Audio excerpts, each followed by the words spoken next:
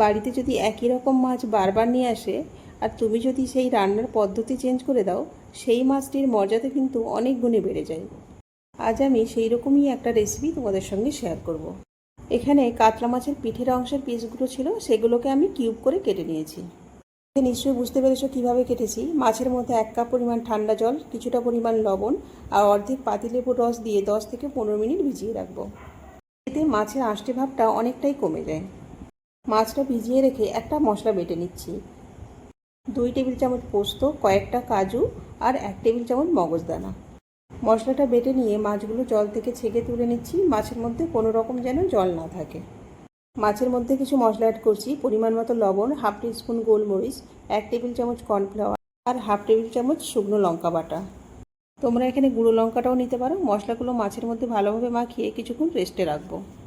একটা কড়া গ্যাসের মধ্যে বসিয়ে পরিমাণ মতো তেল দিয়ে 2টো মিডিয়াম সাইজের পেঁয়াজ কেটে বেরেস্তা করে নিয়ে বেরেস্তাটা তুলে নিয়ে ওই তেলের মধ্যে মাছগুলো ভেজে নেব। মাছগুলো মিডিয়াম টু হাই হিটে 1.5 থেকে 2 মিনিট ভেজে নেব।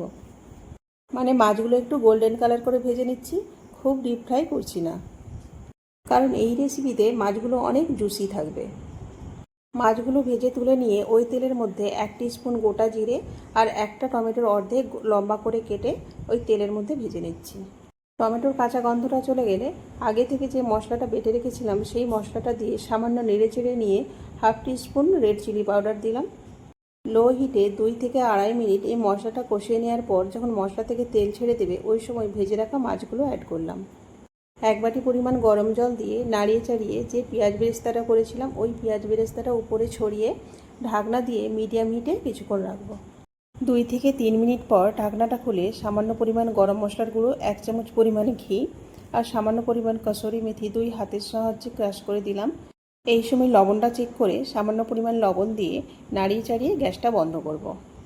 খুবই কম মশলায় সহজ পদ্ধতিতে তোমাদের সঙ্গে একটা রেসিপি শেয়ার করলাম, আশা করছি তোমাদের ভালো লাগবে। আর এইরকম ইউনিক টাইপের রেসিপি যদি মাঝে মধ্যে বানানো হয়, খাওয়ার মুহূর্তটা অনেক সুন্দর হয়ে যায় আর অনেক প্রশংসাও পাওয়া যায়। বাড়িতে এই পদ্ধতিতে একবার বানিয়ে খাওয়ার অনুরোধ রইল, আশা করছি সবারই ভালো লাগবে। আর আমি এই রেসিপিটার নাম দিয়েছি শাহি কাতলা কারি। নামটা কেমন হয়েছে অবশ্যই কমেন্ট করে জানিও।